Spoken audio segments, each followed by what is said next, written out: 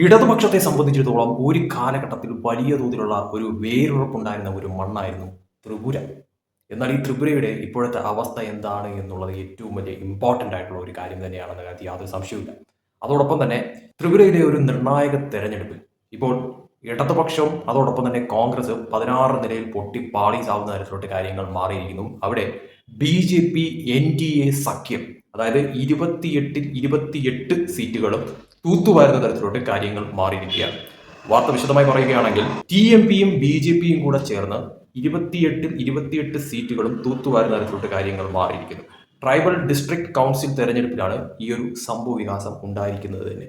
ഈ ത്രിപുരയെ സംബന്ധിച്ചിടത്തോളം ത്രിപുരയിലെ BJP NDA സഖ്യമാണ് ഭരിക്കുന്നതെന്ന് പറയുന്നത്. അതായത് TMPയും BJPയും കൂടെ ചേർന്നിട്ടാണ് അവിടെ ഒരു സഖ്യഭരണം നടത്തുന്നതെന്ന് പറയുന്നത്. അവിടെ ഈ പറയുന്നതിൽ പ്രതിപക്ഷത്തിരിക്കുന്നത് ഇപ്പോൾ ഇടതുപക്ഷവും കോൺഗ്രസ് ഒക്കെ ആണ് എന്ന് പറയാം. പക്ഷേ ഒരു കാര്യവുമില്ല എന്നുള്ളതാണ് അവിടെ ഓരോ ഇലക്ഷൻ കഴിയുമ്പോഴും കണ്ടുവരുന്ന ഒരു കാര്യം എന്ന് പറയുന്നത്. അതായത് അവിടെ ഇടതുപക്ഷം ബിഗ് സീറോ ആവുന്ന തരത്തിലോട്ടാണ് കാര്യങ്ങൾ മാറിക്കൊണ്ടിരിക്കുന്നത്. ഒരു കാലഘട്ടത്തിൽ അവിടെ ഭരിച്ചുകൊണ്ടിരുന്ന ഒരു പാർട്ടിയാണ് എന്ന് ചിന്തിക്കേണ്ടിയിരിക്കുന്നു. ഏറ്റവും വലിയ തോതിൽ ശക്തി ഉണ്ടായിരുന്ന ഒരു പാർട്ടിയാണ് ഇടതുപക്ഷമായി. ഇടതുപക്ഷം ഇപ്പോൾ വട്ടപൂജ്യമാകുന്ന തരത്തിലോട്ട് ത്രിപുരയിൽ കാര്യങ്ങൾ മാറിയിരിക്കുന്നു. ഈ തെരഞ്ഞെടുപ്പിന്റെ റിസൾട്ട് നോക്കുമ്പോൾ പോലും 28 സീറ്റുകളാണ് ആകെ ഉണ്ടായിരുന്നത്. ആ 28 സീറ്റുകളും BJPക്കും അതോടൊപ്പം തന്നെ BJP സഖ്യമായിട്ടുള്ള TMPയും നേടുന്ന തരത്തിലോട്ട് കാര്യങ്ങൾ മാറിയിരിക്കുന്നു. ഇവിടെ ബിഗ് സീറോ ആയി മാറിയിരിക്കുന്നത് ഇടതുപക്ഷത്തെ സംബന്ധിച്ചിടത്തോളം 0 സീറ്റാണ്, കോൺഗ്രസിനെ സംബന്ധിച്ചിടത്തോളം 0 സീറ്റായി മാറുന്ന തരത്തിലോട്ട് കാര്യങ്ങൾ മാറിയിരിക്കുകയാണ് ഈ ഒരു തെരഞ്ഞെടുപ്പിൽ എന്നുള്ളത് എടുത്തു പറയേണ്ടത് അനിവാര്യമായിട്ടുള്ള ഒരു കാര്യം തന്നെയാണ്. അപ്പോൾ തീർച്ചയായിട്ടും ത്രിപുര പോലുള്ള ഒരു സ്ഥലത്ത് വലിയ തോതിലുള്ള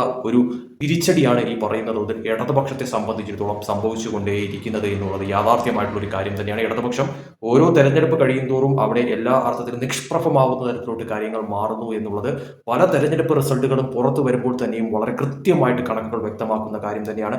അത് തന്നെയാണ് ഇപ്പോൾ ഈ ഒരു തെരഞ്ഞെടുപ്പിലും വളരെ കൃത്യമായിട്ട് മനസ്സിലാവുന്ന ഒരു കാര്യം എന്ന് പറയുന്നത്. ഇടതുപക്ഷം പൂർണ്ണ തോതിൽ തരിപ്പണമായിക്കൊണ്ടിരിക്കുന്നു ത്രിപുരയിൽ എന്നുള്ളത് എടുത്തു പറയേണ്ടത് അനിവാര്യം തന്നെയാണ്. അവിടെ കോൺഗ്രസിനെ സംബന്ധിച്ചിടത്തോളം ഇന്ത്യ സഖ്യം, അതായത് ഈ പറയുന്ന തോതിൽ ഇടതുപക്ഷവും വലതുപക്ഷവും ചേർന്നുകൊണ്ടുള്ള ഒരു ഇന്ത്യ സഖ്യം തന്നെയാണ് ത്രിപുരയിലും ഇപ്പോൾ ഓടിക്കൊണ്ടിരിക്കുന്നത് എന്ന് പറയുന്നത്. പക്ഷേ അതിലും യാതൊരുവിധ കാര്യവുമില്ല. തെരഞ്ഞെടുപ്പുകൾ വരുമ്പോഴത്തേക്കും എല്ലാ അർത്ഥത്തിലും സമ്പൂർണ്ണ പരാജയം തന്നെയാണ് ത്രിപുരയിൽ ഈ പറയുന്ന ഇടതുപക്ഷവും കോൺഗ്രസും നേരിട്ടുകൊണ്ടിരിക്കുന്ന ഒരു കാര്യം എന്ന് പറയുന്നത്. അവിടെ തീർച്ചയായിട്ടും BJPയുടെ സഖ്യകക്ഷിയായിട്ടുള്ള TMP വളരെ വലിയ തോതിലുള്ള ഒരു മുന്നേറ്റമാണ് ഉണ്ടാക്കുന്നത്. അതോടൊപ്പം തന്നെ BJP പ്രതീക്ഷിക്കാത്ത ഒരു നേട്ടം തന്നെയാണ് ത്രിപുരയിൽ ഈ അടുത്ത കാലത്തായിട്ട് ഉണ്ടാക്കിയിരിക്കുന്നത് എന്നുള്ളതും യാഥാർത്ഥ്യം തന്നെയാണ്. അവിടെ തെരഞ്ഞെടുപ്പ് വിജയിച്ചതോടുകൂടി, അതായത് ഇടതുപക്ഷ ഭരണം അവിടെ നിന്ന് പോയതോടുകൂടി BJP NDA സഖ്യഭരണം അവിടെ വന്നതോടുകൂടി തന്നെ സമ്പൂർണ്ണമായിട്ട് ചിത്രത്തിലേ ഇല്ലാതായിരിക്കുന്നത് ഇപ്പോൾ അവിടെ ഇടതുപക്ഷം തന്നെയാണ് എന്ന കാര്യം എടുത്തു പറയേണ്ടത് അനിവാര്യമായിട്ടുള്ള കാര്യം തന്നെയാണ്. അതിൽ തന്നെ എടുത്തു പറയേണ്ടത് കോൺഗ്രസിന് ഇപ്പോഴും ഒരു തരത്തിലുമുള്ള ഒരു അടിത്തറ പാകാനായിട്ട് ത്രിപുരയിൽ സാധിച്ചിട്ടില്ല എന്നുള്ളതും ഇതിൽ നിന്നും എടുത്തു കാണേണ്ടത് അനിവാര്യമായിട്ടുള്ള കാര്യം തന്നെയാണ്. എന്തായാലും നിർണായകമായിട്ടുള്ള ഒരു തെരഞ്ഞെടുപ്പിൽ തന്നെയാണ്